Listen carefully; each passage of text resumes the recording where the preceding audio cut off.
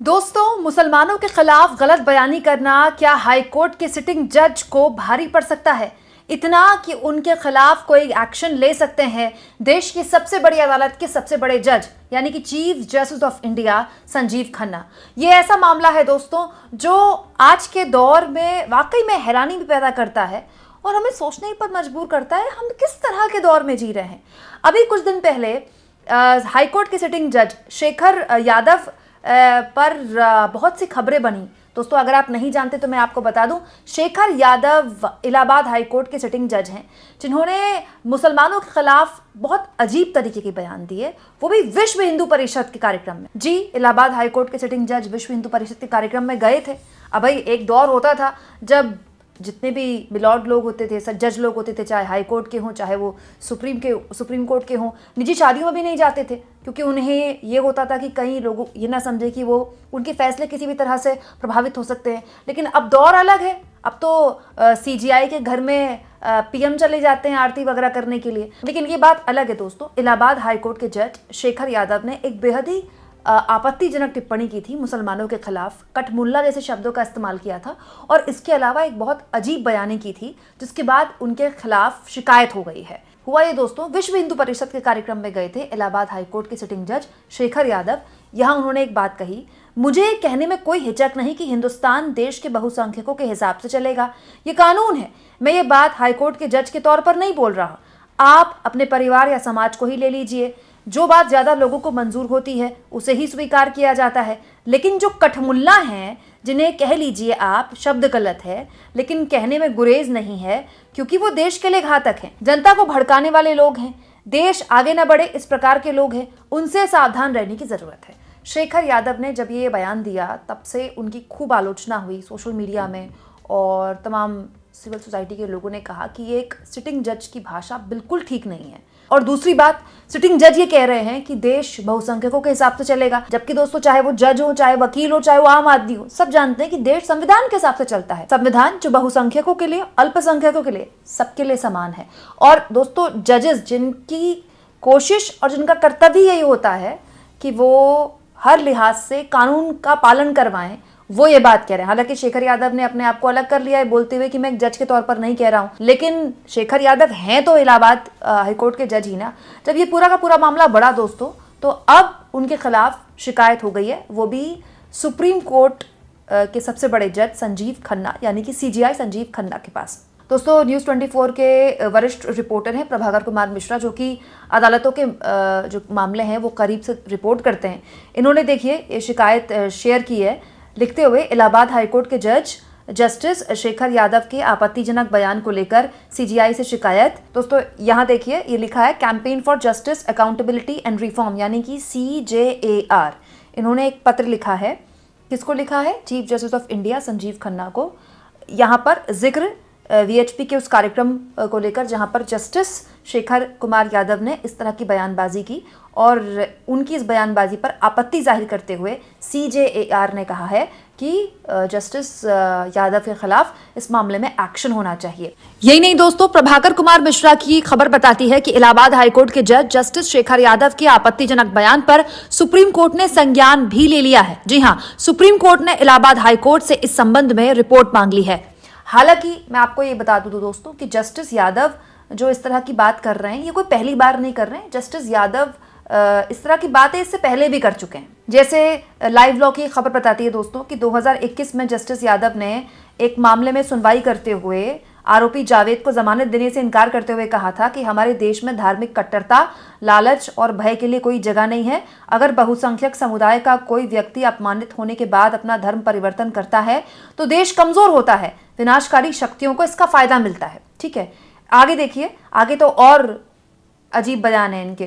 सितंबर 2021 में गाय को मारने के आरोप में जावेद को जमानत देने से इनकार करते हुए जस्टिस यादव ने कहा था कि गाय को राष्ट्रीय पशु घोषित किया जाना चाहिए और गौ रक्षा को हिंदुओं का मौलिक अधिकार माना जाना चाहिए। बताइए, ये इलाहाबाद हाईकोर्ट के सिटिंग जज हैं। इसके अलावा दोस्तों, मोदी जी की भी भूरी भूरी प्रशंसा कर चुके हैं जस्टिस यादव इससे पहले कुछ मामलों में। तो जस्टिस यादव को लेकर लगातार पिछले कई दिनों से उन पर सवाल थे, उन पर कई लोगों ने कई आरोप लगाए, लेकिन इस तरह की शिकायत उनको लेकर पहली बार आई है। और जब से शिकायत आई है, जाहिर सी बात है हर किसी की नज़र उन पर है। अब उन पर कार्रवाई होती है, नहीं होती है, कब होती है तो बात की बात है दोस्तों।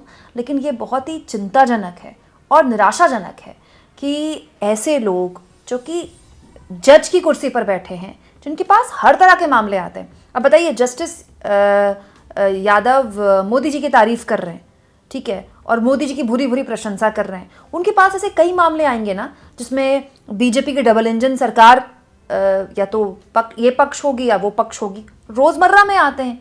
तो ये तो कॉन्फ्लिक्ट ऑफ इंटरेस्ट का मामला हो गया कि एक तरफ तो आप मोदी जी की इतनी तारीफ कर रहे हैं, बुरी बुरी प्रशंसा कर रहे हैं उनकी, और फिर इस तरह के मामले जब आपके सामने आएंगे, बीजेपी की सरकार जिसमें या तो ये एक पक्ष होगी या उसके दूसरा पक्ष होगी, तो आप जब फैसला देंगे तो उन फैसलों पर क्या लोग सवाल नहीं खड़ा करेंगे? मैं मानती हूँ दोस्तों कि जो भी जजेस होते हैं उनको सार्वजनिक जीवन से एक तरह से न केवल दूरी बनाए रखनी चाहिए, बल्कि इस तरह की टिप्पणियां तो बिल्कुल भी नहीं करनी चाहिए। आप सोचिए, एक सिटिंग जज जब एक खास समुदाय के खिलाफ इस तरह की बयानबाजी करेगा तो उस खास समुदाय के बीच उसके फैसलों को लेकर कितना विश्वास होगा। दोस्तों, इनका करियर भी जान लीजिए। 2019 के दिसंबर महीने में जस्टिस शेखर यादव ने एडिशनल जज के रूप में शपथ ली थी और 2021 को हाईकोर्ट के स्थायी जज बने थे ये। और इस खबर में तो ये भी लिखा है न्यूज़ 18 की कि दिसंबर 2021 में उन्होंने चुनावी रैलियों में जो भीड़ है उसको रोकने के लिए पीएम मोदी और चुनाव आयुक्त को यूपी चुनाव टालने का सुझाव दे दिया था। ये भी हुआ था। यही नहीं दोस्तों, 8 दिसंबर की एक और ये जानकारी यहाँ पर छपी हुई है। इसमें जस्टिस शेखर यादव के अलावा हाईकोर्ट के एक और जज दिनेश पाठक मौजूद थे। दोस्तों, इस कार्यक्रम में जस्टिस शेखर यादव ने यूनिफॉर्म सिविल कोड पर कहा था कि ये देश भारत है, यहाँ रहने वाले भारतीय हैं, देश एक है और एक संविधान है, तो कानून क्यों नहीं? देश के महापुरुषों का अनादर करने का अधिकार नहीं है। इस देश में हलाला 3 तलाक नहीं चलने वाला है। तो जस्टिस यादव को लेकर हाल के दिनों में जिस तरह के भी बयान छपे हैं, सब एक खास समुदाय के खिलाफ छपे हैं।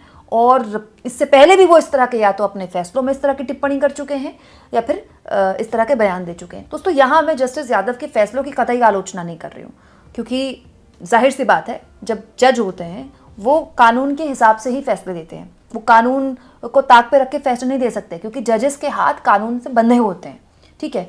लेकिन जब आप एक जज के तौर पर टिप्पणियां कर देते हैं कि गाय को राष्ट्रीय पशु घोषित किया जाए, या आप एक दूसरे कार्यक्रम में, विश्व हिंदू परिषद के कार्यक्रम में जाकर आप कह देते हैं कि ये देश बहुसंख्यकों के हिसाब से चलेगा, तो फिर लोग आप पर सवाल खड़ा करेंगे। जाहिर सी बात है, आपके फैसलों पर नहीं तो आपके विचारधारा पर सवाल खड़ा करेंगे।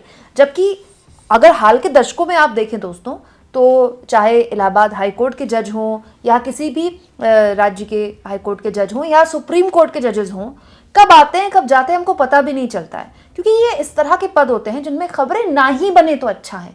लेकिन आज के दौर में हर कोई इतना मीडिया सेवी है, हर कोई हेडलाइन में रहने का इतना शौकीन हो गया है कि हर कोई इस तरह के काम कर रहा है। DY चंद्रचूड़ तो खैर उसका सबसे बड़ा उदाहरण है, लेकिन उसके अलावा शेखर यादव जैसे लोग भी उदाहरण है, और न जाने ऐसे कितने उदाहरण है जिनको लेकर खबर भी नहीं बनती है। हालांकि जस्टिस शेखर यादव के खिलाफ अब शिकायत हुई है। इस शिकायत को लेकर देश की सबसे बड़ी अदालत के सबसे बड़े जज संजीव खन्ना क्या एक्शन लेते हैं कि नहीं लेते हैं, क्या उस शिकायत का संज्ञान भी लिया जाएगा, ये तो देखने वाला दौर बताएगा। लेकिन ऐसी संस्थाएं हैं जो इस तरह के मामलों में संज्ञान भी लेती हैं, ये महत्वपूर्ण है दोस्तों। लोकतंत्र की यही ताकत होती है। आपको क्या लगता है, क्या एक जज को इस तरह की भाषा शोभा देती है? क्या एक जज को इस तरह की भाषा बोलनी चाहिए? कमेंट बॉक्स में ज़रूर लिखें, और जितना हो सके दोस्तों चैनल को शेयर करें, सब्सक्राइब करें, और थैंक्स और ज्वाइन के ऑप्शन से अगर आप चाहें तो कुछ आर्थिक मदद भी चैनल की ज़रूर करें।